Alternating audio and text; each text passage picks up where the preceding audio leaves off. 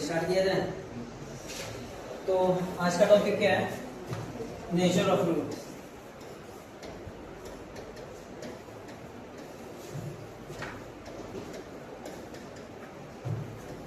Nature of roots, ठीक है। तो रूट्स का नेचर जानने के लिए पहले हम लोग ये समझते हैं कि इसके रूट्स कोई भी जैसे क्वाड्रेटिक है ax² + bx + c = 0, इसके दो रूट्स होंगे अल्फा और बीटा। अल्फा और बीटा की वैल्यू क्या होती है? -b ± √b² - 4ac/2a। यही होता है अल्फा और बीटा का वैल्यू, ठीक है। मतलब अल्फा ये है और बीटा भी यही है। एक बार प्लस लोगे तो एक रूट आएगा, माइनस लोगे तो दूसरा रूट आएगा, ठीक है। अब अगर बात करें कि रूट्स का नेचर डिपेंड किस पे करता है, जब ये डेफिनेशन लिखवाई जाती है ax² + bx + c, तो वहां पे मेंशन किया जाता है कि a, b and c belongs to real number, real number, ठीक है। तो जब a, b और c तीनों रियल नंबर से बिलोंग करते हैं तो रूट्स के नेचर कहां से चेंज हो रहा है, पहले इसको समझते हैं। b क्या है? रियल है। a क्या है? रियल है। तो 2a का वैल्यू जो है वो हमेशा क्या होगा? रियल होगा। 2a का वैल्यू हमेशा क्या होगा? रियल होगा। b का -b का वैल्यू हमेशा क्या होगा? रियल होगा, हमेशा रियल होगा, ठीक है। रियल और इमेजिनरी की बात कहाँ आ रही है? अच्छा, b², अगर हम b² - 4ac का वैल्यू अलग से निकालें, b² - 4ac का वैल्यू, जिसको हम लोग डिस्क्रिमिनेंट भी बोलते हैं, क्या बोलते हैं? ठीक है। इसका वैल्यू हमेशा रियल आएगा कि नहीं आएगा? बताओ। b भी रियल है, a भी रियल है, c भी रियल है, और इनका स्क्वायरिंग करो, जोड़ो घटाओ, तो ये हमेशा क्या होगा? एक रियल नंबर देगा। क्या देगा? रियल नंबर देगा। इसकी वैल्यू तो रियल होगी, लेकिन रूट्स का नेचर चेंज कहाँ हो रहा है? ना इसकी वजह से चेंज हो रहा है, ना इसकी वजह से चेंज हो रहा है, ठीक है। चेंज किसकी वजह से होगा? ये रूट के अंदर जो वैल्यू है इसकी वजह से, क्योंकि जब रूट में पॉजिटिव नंबर आता है तो ये रियल होता है, बोलो होता है कि नहीं? रूट के अंदर 0 आ गया मतलब 0, ये भी क्या है? रियल है। लेकिन अगर रूट के अंदर निगेटिव नंबर आ जाए तो क्या हो जाएगा? इमेजिनरी हो जाएगा कि नहीं? इमेजिनरी हो जाएगा, ठीक है। देखो, रूट के अंदर जो निगेटिव वैल्यू आ रही है वो क्या, किसकी वैल्यू है? b² - 4ac, b² - 4ac की। b² - 4ac की वैल्यू तो हमेशा रियल नंबर में होगी, लेकिन जब रियल नंबर रूट के अंदर जाएगा तब डिपेंड करेगा कि वो पॉजिटिव है कि 0 है या फिर निगेटिव है। अगर रूट के अंदर वाली वैल्यू पॉजिटिव होगी तो वो रियल वैल्यू देगा, रूट के अंदर वाली वैल्यू 0 हो जाएगी तो वो भी क्या देगा? रियल वैल्यू देगा। और रूट के अंदर का निगेटिव हो गया, अगर ये वाला वैल्यू निगेटिव हो गया तो ये पूरा पार्ट क्या हो जाएगा? इमेजिनरी हो जाएगा। और इसके इमेजिनरी होने से ये पूरा का पूरा सॉल्यूशन क्या हो जाएगा? इमेजिनरी हो जाएगा। तो रूट्स का जो नेचर है, जो हमारे अल्फा और बीटा का नेचर है, वो डिपेंड किस पे कर रहा है? b² - 4ac की वैल्यू पे। अगर इसका वैल्यू पॉजिटिव है तो रियल रूट, इसका वैल्यू 0 है तो रियल रूट, अगर इसका वैल्यू निगेटिव हो गया तो इमेजिनरी रूट, ठीक है। तो इसका मतलब जो रूट्स का नेचर है वो किस पे डिपेंड कर रहा है? हमारे डी पे डिपेंड कर रहा है। किस पे डिपेंड कर रहा है? डी पे, डिस्क्रिमिनेंट पे, मतलब b² - 4ac पे डिपेंड कर रहा है, ठीक है।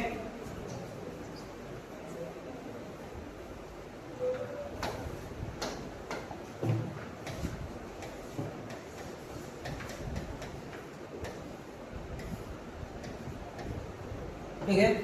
अगर d हमारा पॉजिटिव आएगा, अभी हमने बताया d क्या है? b² - 4ac। d का वैल्यू क्या है? b² - 4ac। मतलब किसी भी क्वाड्रेटिक का अगर तुमको ये देखना है कि भैया उसके रूट्स का नेचर क्या है, तो तुम क्या फाइंड करोगे? d का वैल्यू फाइंड करोगे। किसका वैल्यू फाइंड करोगे? d का। डिस्क्रिमिनेंट का वैल्यू फाइंड करोगे। डिस्क्रिमिनेंट का वैल्यू किसके बराबर होता है? b² - 4ac। अगर d का वैल्यू ग्रेटर देन 0 हुआ तो क्या होंगे? रियल रूट्स होंगे। क्या होंगे? रियल रूट्स होंगे। अच्छा, एक बात बताओ, इसके अंदर कोई एक पॉजिटिव वैल्यू आई -b में, अब एक बार ये वैल्यू ऐड होगी तो कुछ और वैल्यू आएगा, और एक बार ये वाली वैल्यू माइनस होगी तो कुछ और वैल्यू आएगा। समझ में आ रहा है कि नहीं? माइनस बी में अगर तुम कुछ ऐड करो, मान लो माइनस बी, मान लो एक नंबर है -5 में कुछ ऐड करो, 1 2 पॉइंट में कुछ भी, डेसिमल में, रूट में कुछ भी ऐड करो तो डिफरेंट वैल्यू देगा, और उसी नंबर को सब्ट्रैक्ट करो तो डिफरेंट वैल्यू देगा। -5 में 2 ऐड करो तो क्या देगा? -3 देगा। -5 में -2 ऐड करो या फिर -2 करो तो क्या आएगा? -7 आएगा। डिफरेंट वैल्यूज आई।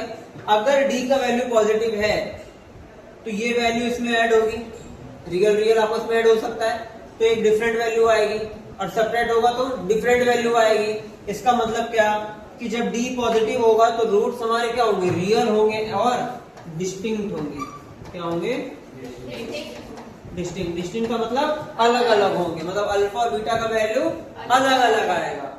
ठीक है। और अगर भैया डी जी बराबर हो गया 0 के, डी क्या हो गया? 0 के बराबर हो गया। अच्छा, डी 0 के बराबर हो गया तो ये तो भैया खत्म हो गए, ये भैया खत्म हो गए। बचा क्या? -b/2 है, -b/2 है। अरे माइनस बी में 0 ऐड करो कुछ फर्क पड़ेगा, 0 सब्ट्रैक्ट करो कुछ फर्क पड़ेगा? नहीं पड़ेगा। मतलब इस केस में रूट्स क्या होंगे? रियल होंगे लेकिन इक्वल होंगे, मतलब अल्फा और बीटा क्या होंगे? आपस में बराबर होंगे। Real and equal roots, real and equal roots. समझ में आया? और अगर डी निगेटिव हो जाए तो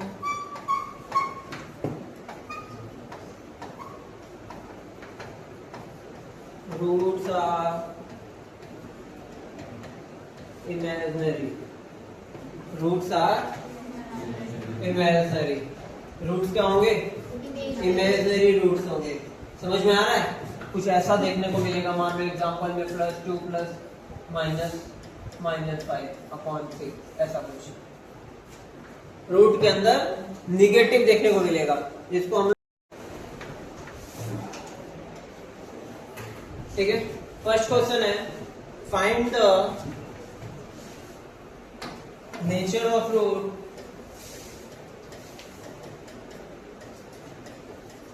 find the nature of roots. First, roots of following equation लिख लेना। Find the nature of roots of following equations.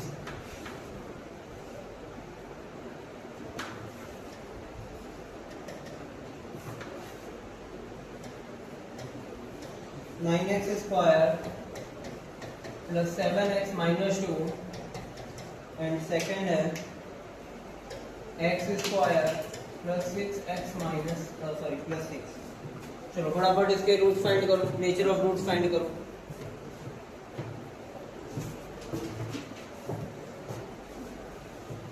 बताओ इनके रूट्स का नेचर क्या होगा? रियल होगा या इमेजिनरी रूट्स होंगे, इक्वल रूट्स होंगे कि डिस्टिंक्ट रूट्स होंगे?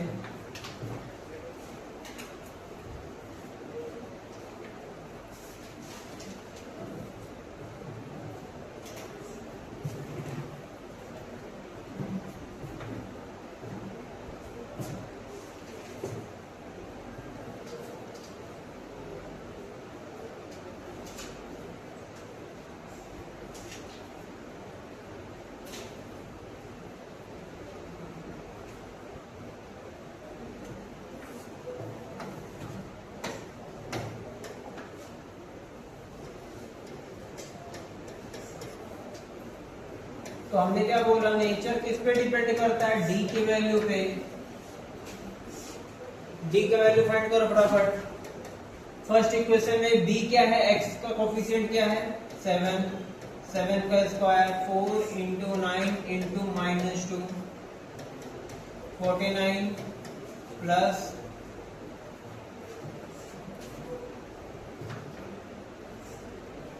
अपने से लगाओ बेटा,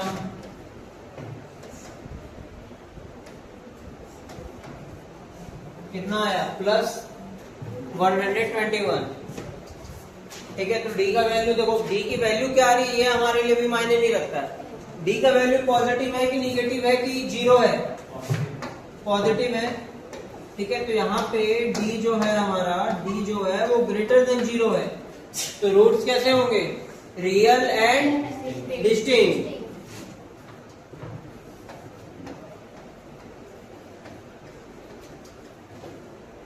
चलो फटाफट सेकंड का सॉल्व करो, सेकंड का डी निकालो फटाफट।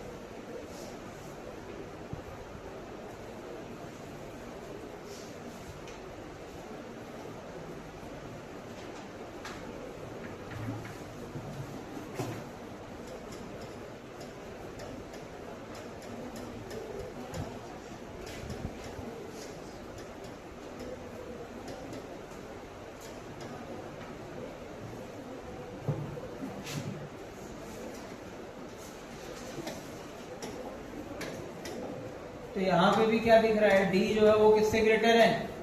0 से ग्रेटर है, तो रूट्स कैसे होंगे?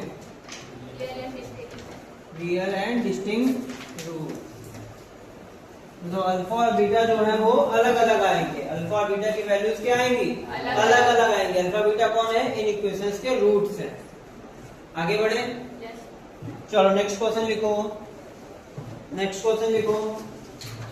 Find the value of k.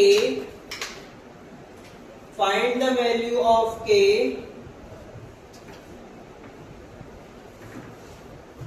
for which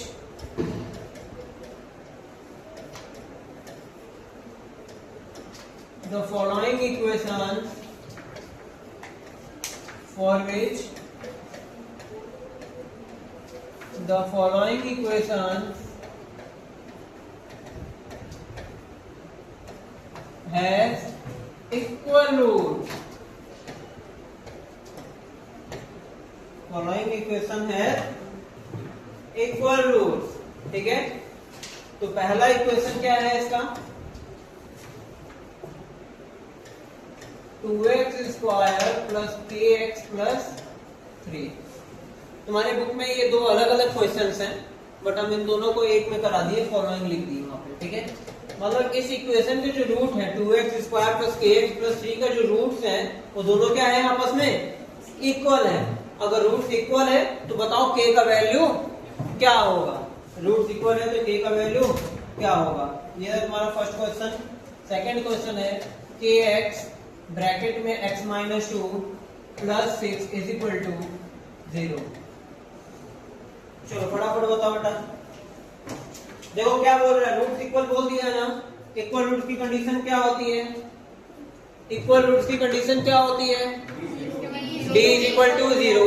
d is equal to 0 मतलब b square minus 4ac is equal to 0। बस तुम्हें b की जगह b का वैल्यू रखना है, a की जगह a का, c की जगह c का वैल्यू रखना है और इक्वल टू 0 करके सॉल्व कर देना फटाफट। चलो निकालो फटाफट।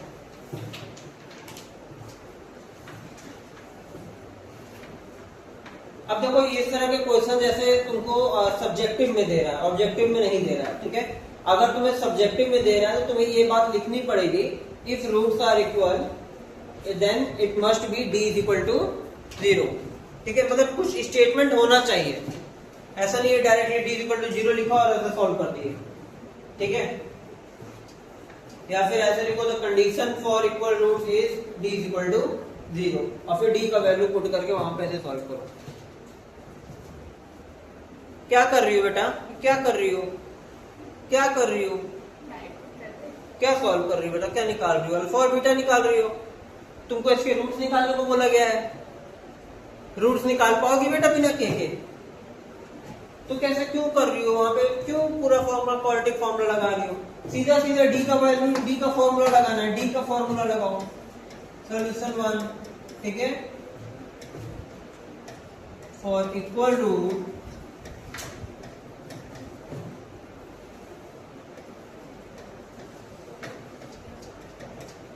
The condition is b is equal to 0। d का वैल्यू क्या है बेटा, 4b² minus 4ac upon 2a। b का वैल्यू क्या है हमारे क्वेश्चन में, k। b का वैल्यू क्या है, k। x का कोएफिशिएंट क्या है, k। a कितना है 2 और c कितना है 3। बस इसको हो गया ये।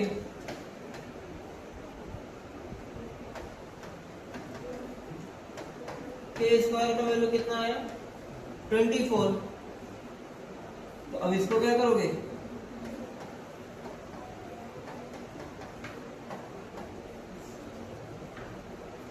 Under root 24।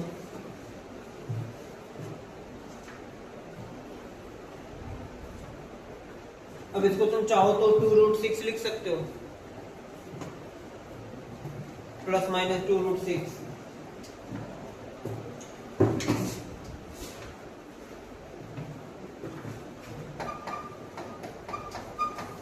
तो k का वैल्यू क्या है 2√6 और माइनस 2√6। ये दोनों ही केस में क्या देगा, इक्वल रूट देगा।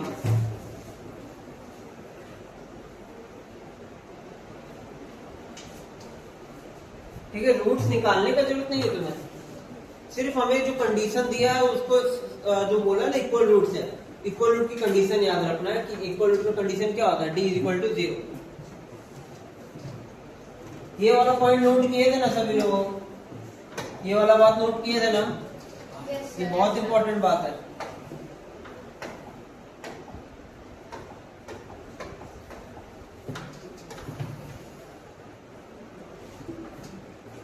d ग्रेटर देन 0 जब बोलेगा रूट्स आर डिस्टिंक्ट, अगर तुम्हें क्या बोलता है, roots are distinct. Roots are distinct का मतलब d ग्रेटर देन 0 बोल रहा है। रूट्स आर इक्वल रूट्स, तो इसका मतलब d इज इक्वल टू 0। ठीक है, अच्छा एक बात बताओ, अगर तुमको यहाँ पे बोला कि रियल रूट्स हैं, सिर्फ ये बोला कि रियल रूट्स हैं, क्या बोला, रियल रूट्स हैं, तो रियल रूट्स के लिए क्या कंडीशन लगाओगे। अच्छा, d ग्रेटर देन में भी रियल रूट आते हैं, d ग्रेटर देन 0 में भी क्या आता है, रियल रूट आते हैं, और d इक्वल टू में भी क्या आता है, रियल रूट आता है। ठीक है, तो अगर क्वेश्चन में बोला कि रूट्स आर रियल, ना तो इक्वल बोला ना तो डिस्टिंक्ट बोला, तो ऐसे केस में दोनों कंडीशन एक साथ लगेंगी, मतलब d greater than equal to 0। ये क्या रिप्रेजेंट कर रहा है, रियल रूट। ये है तुम्हारी रियल रूट्स की कंडीशन, इसको भी कहीं पे नोट कर लो, बॉक्स बना के इंपॉर्टेंट पॉइंट है, या तो जहां पे वो पॉइंट 3 पॉइंट नोट किए थे वही नोट कर लो। अगर सिर्फ रियल रूट्स बोला, किसी क्वेश्चन में आगे आएगा क्वेश्चन, ठीक है, वहां पे इनइक्वालिटी लगेगी, इनइक्वालिटी मतलब वहां पे ग्रेटर देन इक्वल टू का साइन लगेगा।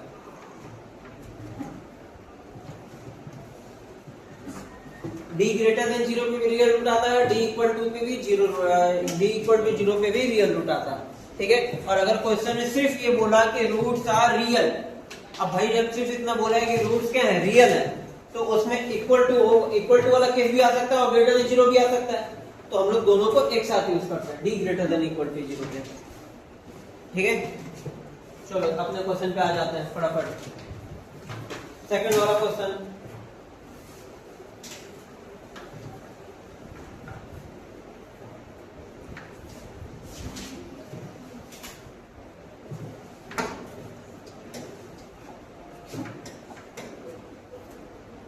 फटाफट सॉल्व करो सेकंड वाला। सबसे पहले तो देखो तुमको इसको स्टैंडर्ड फॉर्म में लिखना पड़ेगा, इसको स्टैंडर्ड फॉर्म में लिखना पड़ेगा, मतलब ये ब्रैकेट ओपन करना पड़ेगा। जब ब्रैकेट ओपन करोगे तो यहाँ पे क्या आएगा, kx²,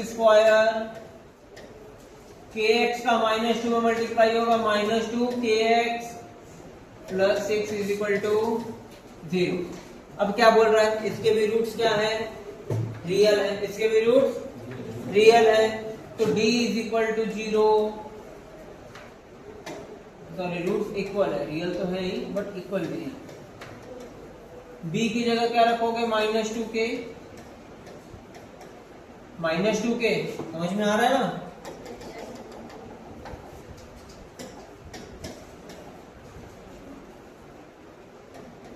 माइनस 2k का स्क्वायर माइनस 4 इंटू ए मतलब k इंटू सी मतलब 6 इज इक्वल टू 0।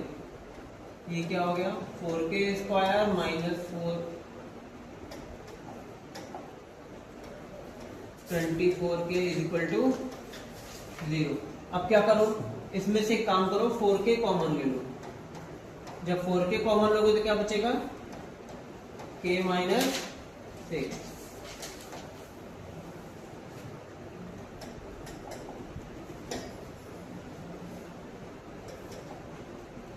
क्या बचेगा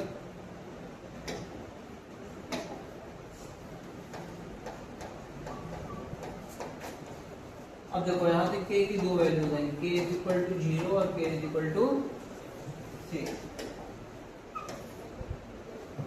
ये इसका है तुम्हारा फाइनल आंसर, ये सब पहले वाले समझ में आया सभी को? ठीक है, जब जो कंडीशन बोलेगा बस उस कंडीशन को लगाना है। ठीक है, जब तुमको रूट्स निकालने को बोलेगा तो रूट्स निकालना बाद में। ठीक है, चलो एक और क्वेश्चन लिखो। वैसे है इसमें भी इक्वल रूट का कंडीशन है। ठीक है, तो इसी में थर्ड पार्ट कर देते हैं। थर्ड क्वेश्चन इसका ये है, equation find the value of k for which the equation this has equal root.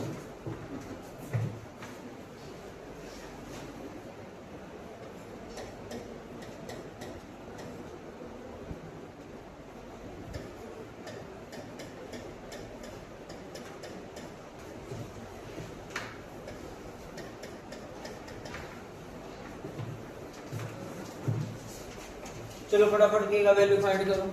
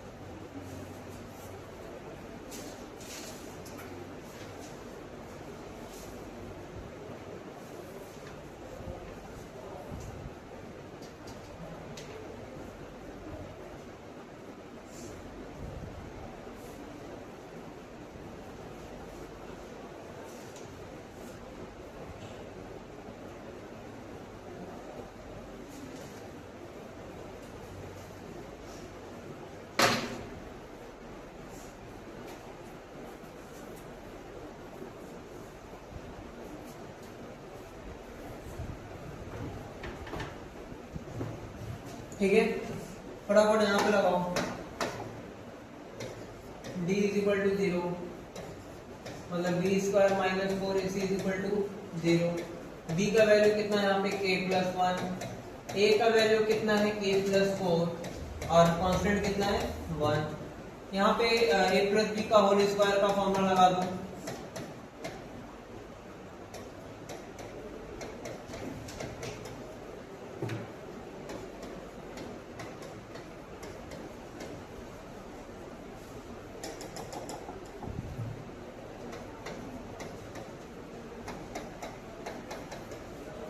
देखो हो गया। अब इसको ब्रेक कर दो। किसमें ब्रेक होगा? -5 और 3 में।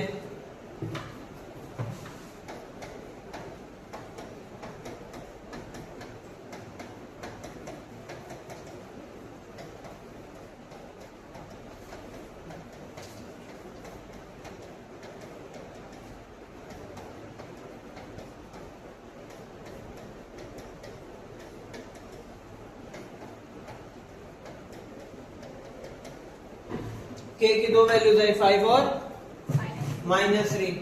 समझ में आया?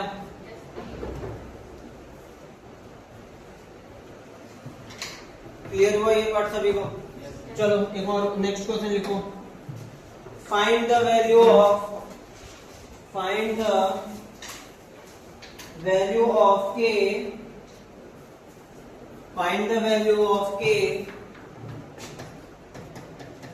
Find k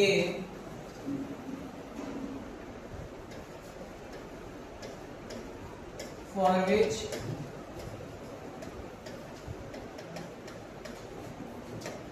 which the given equation has real root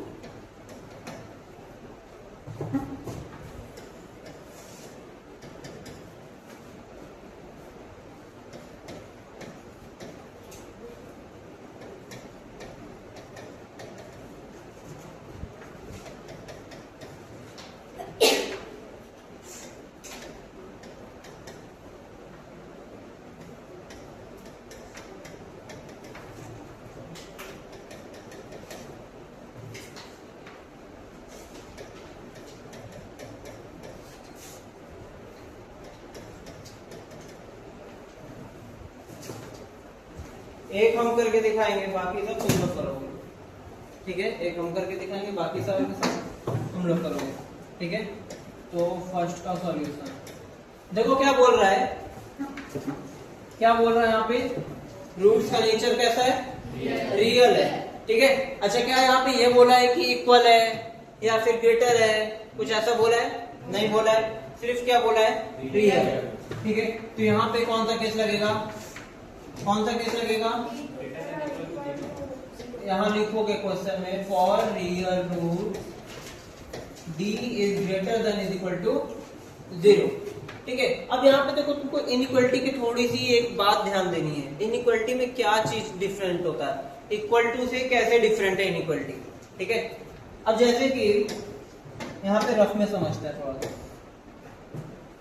अब जैसे कि तुमको दिया रहता है x minus x is equal to 3, minus x is equal to 3, तो तुम क्या करते हो, ये x उठा के इधर पटक देते हो गया, ऐसे लिख देते हो। लेकिन ये क्या, ये मैथमेटिकल रूल यही बोलता है, मतलब क्या ये मेथड है कोई कि माइनस उठ के इधर चला जाता है, क्या कोई समान है कि इधर से उठा उधर चला गया, माइनस उठा इधर से उधर चला गया, ऐसा कोई नियम है, कोई एक ऐसा मतलब कोई मेथड है, नहीं ना, ठीक है। मान लो तुमको अगर ये बेंच पीछे ले जानी है तो ऐसा थोड़ी मान थोड़ी लोगे कि ये उठ के उधर चली गई, ठीक है। तुम इसको ले जाओगे, वहां प्रोसेस यही है, ठीक है। उसी तरीके से ये माइनस इधर कैसे गया, यहाँ पे हुआ क्या है, दोनों तरफ -1 का मल्टीप्लाई हुआ है, दोनों तरफ -1 का मल्टीप्लाई हुआ है। तो जब दोनों तरफ -1 का मल्टीप्लाई हुआ है तो ये माइनस माइनस क्या हो गया है, प्लस, और ये प्लस माइनस क्या हो गया है, माइनस। तो ये मेथड है, जो मैथमेटिकल मेथड है वो ये है कि दोनों तरफ निगेटिव नंबर का मल्टीप्लाई हुआ है, -1 का मल्टीप्लाई हुआ है। जैसे बोलते हैं ना, फ्रैक्शन में न्यूमरेटर डिनोमिनेटर में सेम नंबर से मल्टीप्लाई करो तो फ्रैक्शन में कोई फर्क नहीं पड़ता है, ठीक है। उसी तरह से इक्वल टू में अगर दोनों तरफ तुम किसी एक क्वांटिटी का मल्टीप्लाई करो तुम्हारे इक्वेशन में फर्क नहीं पड़ता है, ठीक है। तो उसी तरीके से जब दोनों तरफ -1 का मल्टीप्लाई होता है तब इधर से माइनस हटता है और इधर माइनस चला जाता है, ठीक है। इनइक्वालिटी में थोड़ा सा अलग होता है चीजें, इनइक्वालिटी में थोड़ी सी चीजें जो है वो अलग होती हैं। अलग क्या होती है, अगर तुमको इनइक्वालिटी लिखा हुआ है -x greater than 3, -x greater than 3, inequality में जब दोनों तरफ निगेटिव नंबर का मल्टीप्लाई होता है तो साइन पलट जाता है, ठीक है। अगर हम इधर -1 का मल्टीप्लाई करेंगे और इधर भी -1 का मल्टीप्लाई करेंगे तो इनइक्वालिटी चेंज हो जाएगी, x लेस देन हो जाएगा -3 से। जब माइनस रूट के इधर जाएगा तो इनइक्वालिटी क्या हो जाएगी, चेंज हो जाएगी, ठीक है। अब जैसे कि तुम्हारे पास ऐसा दिया हुआ है x + 3 greater than 6, x + 3 greater than 6, ठीक है। अब तुम ये जो है +3 को उधर ले जाके माइनस कर सकते हो, कोई दिक्कत नहीं है, इनइक्वालिटी चेंज नहीं होगी, इनइक्वालिटी चेंज नहीं होगी। लेकिन अगर कुछ ऐसा कर रहे हो -x ग्रेटर देन 6, अगर तुम इसको ऐसा लिख रहे हो कि भैया ये हो गया -6, तो इनइक्वालिटी क्या हो जाएगी, चेंज हो जाएगी। जहां पे निगेटिव नंबर का मल्टीप्लाई होगा, निगेटिव नंबर का मल्टीप्लाई होगा तो साइन चेंज हो जाएगा, निगेटिव नंबर का मल्टीप्लाई होगा तो साइन चेंज हो जाएगा, ग्रेटर देन से लेस देन हो जाएगा, लेस देन से ग्रेटर देन हो जाएगा, ठीक है। अगर मान लो ऐसा कुछ दिया हुआ है -2x लेस देन 5, ठीक है। अब तुम करते हो भैया ये -2 उठा के उधर नीचे डिवाइड मार देते हो, ये कर दिए तो ये इनइक्वालिटी पलट जाएगी, ऐसे हो जाएगी। समझ में आया? इनइक्वालिटी क्या हो जाएगी? चेंज हो जाएगी। अगर ये चेंज हो जाएगी। अगर क्वेश्चन कुछ ऐसा होता 2x इज लेस देन -5, तो ये +2 उधर जाता, डिवाइड हो जाता, इनइक्वालिटी चेंज नहीं होती। अच्छा, ये 2 उठ के उधर थोड़ी जाता है, ये 2 उठ के उधर जाता है? नहीं, 1/2 का मल्टीप्लाई होता है, 1/2 का मल्टीप्लाई होता है। यहाँ भी 1/2 का मल्टीप्लाई होगा, यहाँ भी 1/2 का मल्टीप्लाई होगा, 2 से 2 कैंसिल आउट, और यहाँ आ गया -5/2। ठीक है। अच्छा, यहाँ पे क्या हो रहा है? यहाँ पे किसका मल्टीप्लाई हो रहा है? -1/2 का। किसका? -1/2 का, निगेटिव नंबर का मल्टीप्लाई हो रहा है। तो बस इनइक्वालिटी में एक चीज ध्यान रखना है, क्या? अगर निगेटिव नंबर का मल्टीप्लाई होगा, अगर इधर का साइन चेंज होगा, ठीक है। अच्छा, ये +3 उठ के इधर चला जाए, कोई दिक्कत नहीं है। ये x - 3 इज लेस देन 5 दिया हुआ है, ये -3 उठ के इधर चला जाए, कोई दिक्कत नहीं है। प्लस माइनस में कोई साइन चेंज नहीं होगा, लेकिन जहां नेगेटिव नंबर का मल्टीप्लाई होगा वहां इनइक्वालिटी का साइन चेंज हो जाएगा। ठीक है। जब तुम लोग आगे जब जैसे ही पढ़ोगे 11th वगैरह में, तो सबसे पहले बेसिक केमिस्ट्री पढ़ाया जाता है, और बेसिक मैथमेटिकल टूल्स पढ़ाया जाता है। फिजिक्स में बेसिक मैथमेटिकल टूल्स पढ़ाया जाता है, उसमें इनइक्वालिटी भी पढ़ाया जाएगा। तो उसमें पूरा और भी मतलब ढेर सारे क्वेश्चंस कराए जाते हैं। बट अभी तुम लोग इनइक्वालिटी में इतना समझो कि जब नेगेटिव नंबर का मल्टीप्लाई होता है तो साइन चेंज हो जाता है। वैसे तुम लोग को ज्यादातर इसकी जरूरत नहीं पड़ेगी, बट कहीं पड़ेगी तो हम लोग उसका यूज करेंगे। ठीक है, समझ के चलना है इस चीज को। ठीक है, तो कंडीशन क्या है बेटा? रियल रूट की d greater than is equal to 0, d greater than is equal to 0। ठीक है। अच्छा, d का वैल्यू क्या होता है? b² - 4ac। b का वैल्यू रखो, कितना है? -6 है। 4 के a कितना है बेटा? k है। और c कितना है? -2। ये क्या हो गया? 36 minus minus plus 8k is greater then 0। अब ये +36 हो जाएगा, क्या हो जाएगा? -36 हो जाएगा। ठीक है, प्लस माइनस में कोई दिक्कत नहीं है, साइन चेंज नहीं होगा। अब ये देखो पॉजिटिव 8 है, इसको उठा के इधर ले जाओ, साइन चेंज नहीं होगा। ठीक है, तो k का वैल्यू यहां से क्या आ रहा है? k greater than is equal to, divide कर लो, कुछ समथिंग ये पॉइंट में आ रहा है क्या? 4.5।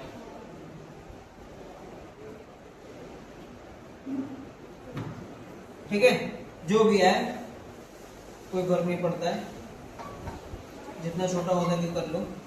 ठीक है, -9/2 लिख लो, या फिर -4.5 लिख सकते हो, -4.5। अच्छा, ये क्या बता रहा है? इसका क्या मतलब हुआ? k greater than is equal to -4.5 का मतलब क्या हुआ? k की वैल्यू क्या क्या हो सकती है? अच्छा, k का वैल्यू ये इसमें इनफाइनाइट है या लिमिटेड k का वैल्यू है? लिमिटेड कैसे है बेटा? देखो क्या बोल रहा है, k का वैल्यू या तो -4.5 के बराबर होगा या तो -4.5 से बड़ा होगा। ठीक है, k का वैल्यू जो है या तो k का मिनिमम वैल्यू क्या होगा? -4.5। मिनिमम वैल्यू क्या होगा?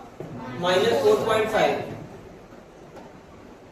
-4.5 मतलब k का जो सबसे छोटा वैल्यू है वो क्या होगा? -4.5। अब -4.5 से बड़ा कुछ भी हो सकता है, -4 हो सकता है, -3 हो सकता है, -2, -1, -0। अरे यार, 0 ही होता है ना। 0 हो सकता है, 1 हो सकता है, 2 हो सकता है, 3 हो सकता है, 1.1, 1.5, 1.√2 कुछ भी हो सकता है। k का वैल्यू -4.5 के बराबर पे जब रखोगे यहाँ पे, तो इसका रूट्स कैसे आएंगे? रियल आएंगे। या तो -4.5 से बड़े के वैल्यू, हर वैल्यू के लिए क्या आएंगे? इसके रूट्स रियल आएंगे। मतलब k का वैल्यू तुम इनमें से कुछ भी रख दो, इनमें से कुछ भी रख दो इनफाइनाइट के बीच में, वो सब तुम्हें क्या देगा? रियल रूट्स देगा। ठीक है, तो k का वैल्यू क्या है? Greater than is equal to -4.5। तुम्हारा फाइनल आंसर क्या है? k is greater than is equal to -4.5।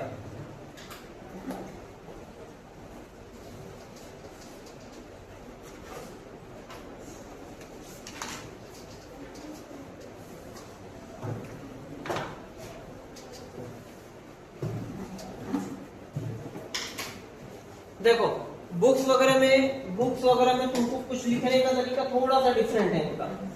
Books वगैरह में लिखने का तरीका थोड़ा सा क्या होगा, डिफरेंट होगा। क्या होगा, बुक का मेथड बताते हैं। बुक में जैसे किया हुआ है तुम्हारे, ठीक है, तुम लोग भी अगर कहीं पलटो तो तुम लोग को ये ना लगे कि सर तो ऐसा करके लगवाया है, बुक में तो d = 0 पे लगाया है। बुक में क्या लगाया है, d = 0 पे लगाया है, क्योंकि यहाँ पे इनइक्वालिटी का यूज नहीं हो रहा है। इनइक्वालिटी, अब जिन बच्चों को इनइक्वालिटी की नॉलेज होगी थोड़ी सी, उनके लिए अच्छा है, जिनको नहीं होगी उनके लिए ये अच्छा है। देखो d = 0 पे सॉल्व कर दो। करना क्या, जहां जहां ये है वहां वहां क्या लगा दो, 0 लगा दो। क्या लगा दो, इक्वल टू लगा दो, सॉरी, इनइक्वालिटी हटा के इक्वल टू लगा दो। तो जब ये इनइक्वालिटी हटा के इक्वल टू लगाओगे तुम्हारा आंसर क्या आएगा, k = -4.5। बोलो हाँ। अब उसके बाद तुम स्टेटमेंट में लिखोगे कि the condition for real root is always b > 0, या फिर वहां पे लिखोगे d roots are also real for d > 0। ठीक है, तुम ये बात, इसके बाद तुम ये कंडीशन इक्वल टू को रिप्लेस कर दोगे किससे, इससे।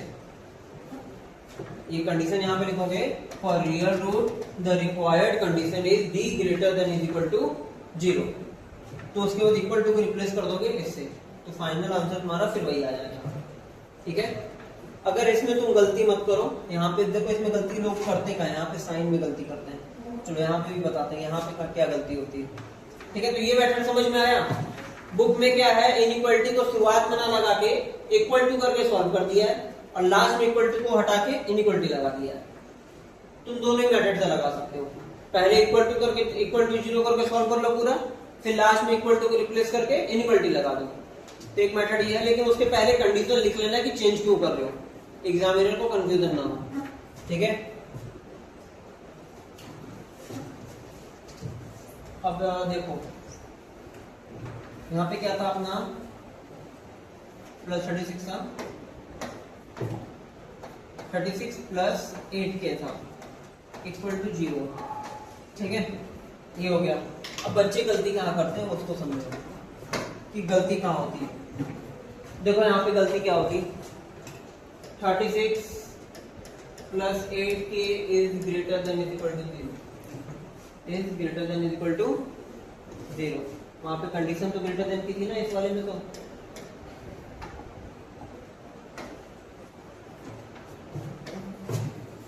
जी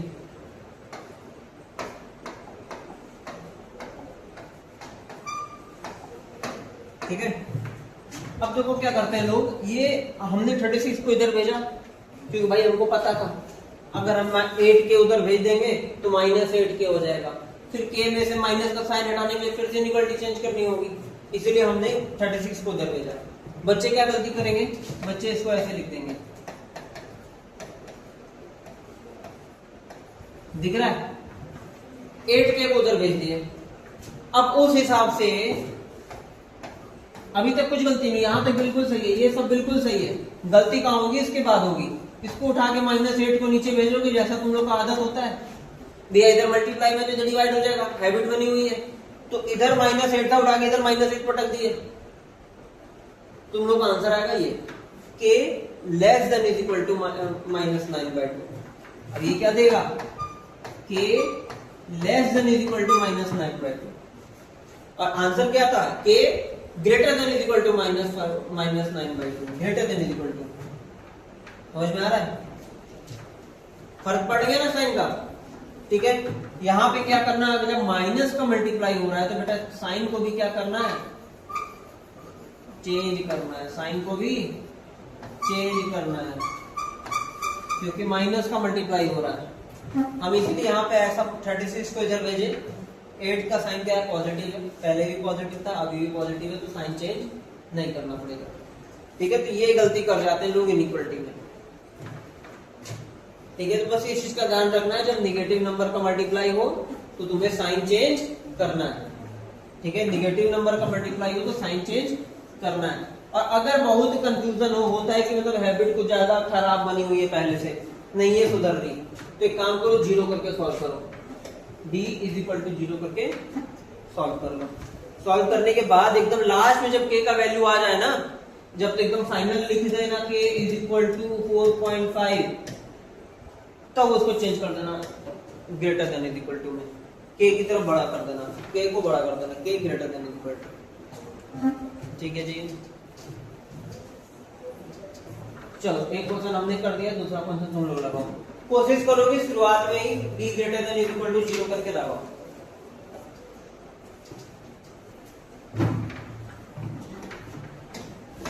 ठीक है, तो यहां पे भी देखो d greater than is equal to 0 लगाएंगे हम लोग। b square minus 4ac greater than is equal to 0। b का वैल्यू बेटा यहाँ पे 2 है, x का कोफिशिएंट 2 है। ठीक है, माइनस 4 इंटू a का वैल्यू कितना बेटा 3 और c का वैल्यू कितना है k।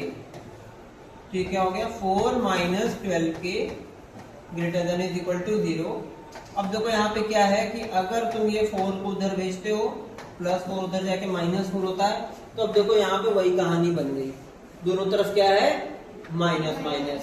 अब तुम इसको ऐसे ही काट दोगे बिना साइन चेंज किए, तो वही तुम्हारी गलती हो जाएगी। ठीक है, तो तुम्हें क्या करना है, अगर माइनस 12 को उधर ले जाते हो डिवाइड में, तो ये साइन भी क्या करोगे चेंज करोगे।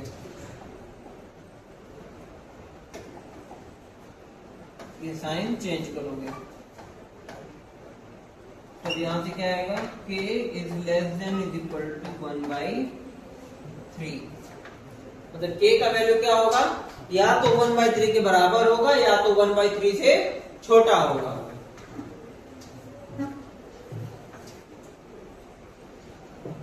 सेम इसका थर्ड पार्ट कर लोगे बेटा, थर्ड क्वेश्चन हो जाएगा। चलो करके आना इतना। ठीक है, आज के लिए इतना ही।